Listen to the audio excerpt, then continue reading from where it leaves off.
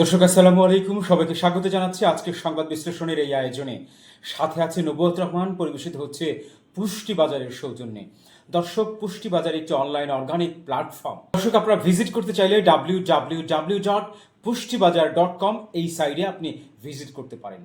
দর্শক, আজকে মানবতা বিরোধী অপরাধ ট্রাইব্যুনাল একের আজকে যে বিষয়টি রয়েছে সেই বিষয়টি উত্থাপন করছি। একটি খুব হৃদয় বিদারক বলবো এবং পাপ যে বাপকে ছাড়ে না সেই বিষয়টি এখানে উত্থাপন করছি আমরা। মানবতা বিরোধী অপরাধের দায় স্বীকার করে রাজসাক্ষী হলেন সাবেক আইজিপি আবদুল্লাহ আল মামুন। সাবেক আইজিপি আবদুল্লাহ আল মামুনকে নিয়োগ কিন্তু করেছিলেন সাবেক ফ্যাসিস্ট সরকারের প্রধানমন্ত্রী শেখ হাসিনা। তিনি কিন্তু র্যাব থেকে তাকে এনে আইজিপি করেছিলেন, মহাপরিদর্শক করেছিলেন। তার হুকুমে এই জুলাই গণঅভ্যুত্থানে কিন্তু অনেক নির্বিচারে তিনি গুলি করেছেন এবং গুলি করার জন্য নির্দেশ দিয়েছেন এই আবদুল্লাহ আল মামুন। আজকে কি হলো? তিনি আজ আদালতে এসে সেখানে আবেদন করলেন যে আমি রাজসাক্ষী হতে চাই, আমি শেখ হাসিনার বিরুদ্ধে দাঁড়াতে চাই, আমি সাক্ষী দিতে চাই। আদালত সেটি গ্রহণ করেছেন। জুলাই গণঅভ্যুত্থানের সময় সংঘটিত মানবতা বিরোধী অপরাধের একটি মামলায় রাজসাক্ষী হয়েছেন পুলিশের সাবেক মহাপরিদর্শক আইজিপি চৌধুরী আবদুল্লাহ আল মামুন। বিচারপতি মোহাম্মদ গোলাম মর্তুজা মজুমদারের নেতৃত্বাধীন ৩ সদস্যের আন্তর্জাতিক অপরাধ ট্রাইব্যুনাল ১ আজ বৃহস্পতিবার চৌধুরী আবদুল্লাহ আল মামুনের রাজসাক্ষী হওয়ার আবেদন মঞ্জুর করেন। ট্রাইব্যুনালে অপর ২ সদস্য হলেন বিচারপতি মোহাম্মদ শফিউল আলম মাহমুদ ও বিচারক মোহাম্মদ মহিতুর হক এনাম চৌধুরী। এই মামলায় ক্ষমতাচ্যুত প্রধানমন্ত্রী শেখ হাসিনা সহ ৩ আসামির বিরুদ্ধে আজ আনুষ্ঠানিক অভিযোগ গঠন করেছেন ট্রাইব্যুনাল ১।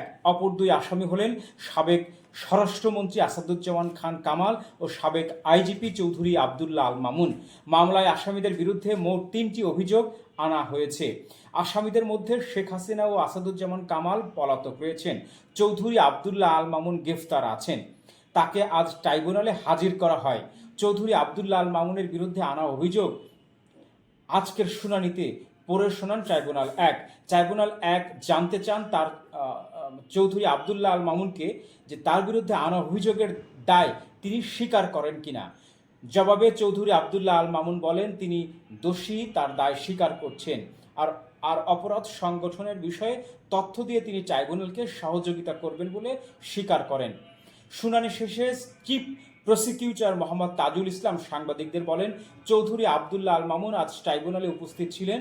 তাকে অভিযোগ পড়ে শোনানো হয়। ট্রাইব্যুনাল জানতে চান তাকে যে অভিযুক্ত করা হয়েছে সে ব্যাপারে তার বক্তব্য কী। তিনি দায় স্বীকার করেন এবং ২০২৪ সালের জুলাই আগস্টে যে মানবতা বিরোধী অপরাধ সংগঠিত হয়েছিল সেই অপরাধের সব কিছু তার জানা আছে। সব তথ্য উদ্ঘাটনের ব্যাপারে ট্রাইব্যুনালকে সহায়তা করবেন বলে তিনি আশ্বস্ত করেছেন। সেই প্রার্থনা ট্রাইব্যুনাল মঞ্জুর করেছেন। দর্শক, দেখা গেল কি এই আবদুল্লাহ আল মামুন সাবেক আইজিপির নির্দেশে কিন্তু পুলিশ গুলি করেছে, ছাত্র জনতাকে হত্যা করেছে। আজকে তিনি কাঠগড়ার মুখোমুখি, তিনি জেল হাজতে আছেন এবং রাজসাক্ষী হয়েছেন যার নির্দেশে তিনি গুলি করার নির্দেশ দিয়েছিল আইন শৃঙ্খলা বাহিনীকে। সেই শেখ হাসিনার বিরুদ্ধে তিনি আজকে কাঠগড়ায় দাঁড়িয়ে আবেদন করলেন যে আমি রাজসাক্ষী হতে চাই এবং শেখ হাসিনার বিরুদ্ধে দাঁড়াতে চাই। দর্শক, ঘটনাটা কি? পাপ যে বাপকেও ছাড়ে না, কোনো না কোনোভাবে সেটির সত্যতা বেরিয়ে আসে। আজকে কিন্তু এই যে বিচার কার্য চলছে সেই বিচার কার্যে আন্তর্জাতিক অপরাধ ট্রাইব্যুনাল ১-এ দাঁড়িয়ে এই চৌধুরী আবদুল্লাহ আল মামুন তিনি কিন্তু র্যাবেরও মহাপরিচালক ছিলেন। র্যাব থেকে এসেই কিন্তু সরকার তাকে আইজিপির পদমর্যাদায় পদোন্নতি দেয়। সেই আইজিপি চৌধুরী আবদুল্লাহ আল মামুন আজকে কাঠগড়ায় দাঁড়িয়ে শেখ হাসিনার বিরুদ্ধে কথা বলছেন, রাজসাক্ষী হচ্ছেন। দর্শক, ব্যাপারটা কি? আমরা কিন্তু জল ঘোলা করছি। আমরা দেখতে পাচ্ছি যে ছাত্র জনতা আন্দোলন করেছিল, আন্দোলনে গণ অভ্যুত্থান ঘটিয়ে শেখ হাসিনাকে দেশ থেকে পালাতে বাধ্য করেছিল, সেই ছাত্র জনতার উপরে কিন্তু আজকে আমরা অন্যায় করছি। এটা আমার বিশ্লেষণে আমার কাছে মনে হয় যে আমরা তাদের উপরে অন্যায় করছি।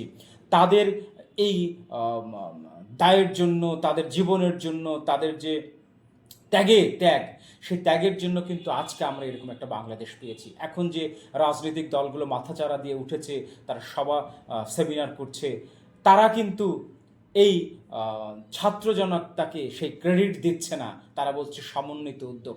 আমরা কিন্তু জানি তখন কি হয়েছিল, আমরা কিন্তু জানি তখন সেই সময় কিন্তু মির্জা ফখরুল ইসলাম আলমগীর এই জুলাইয়ের মাঝামাঝিতে কিন্তু তিনি বলেছিলেন যে আমরা এই আন্দোলনের সাথে সরাসরি জড়িত নই।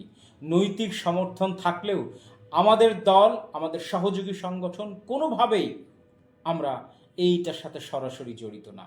দর্শক, এটার কিন্তু ভিডিও কিন্তু আছে। কোটা বিরোধী আন্দোলন সম্পূর্ণভাবে শিক্ষার্থীদের আন্দোলন। আন্দোলনের সঙ্গে শিক্ষার্থীরা সরাসরি জড়িত। আমরা এই আন্দোলনের সঙ্গে কখনোই সরাসরি জড়িত নই। আমরা তাদেরকে নৈতিক সমর্থন দিয়েছি এবং সেই আন্দোলনের সঙ্গে শিক্ষার্থীরা সরাসরি জড়িত। আমরা এই আন্দোলনের সঙ্গে কখনোই সরাসরি জড়িত নই। আন্দোলনের সঙ্গে শিক্ষার্থীরা সরাসরি জড়িত। আমরা এই আন্দোলনের সঙ্গে কখনোই সরাসরি জড়িত নই।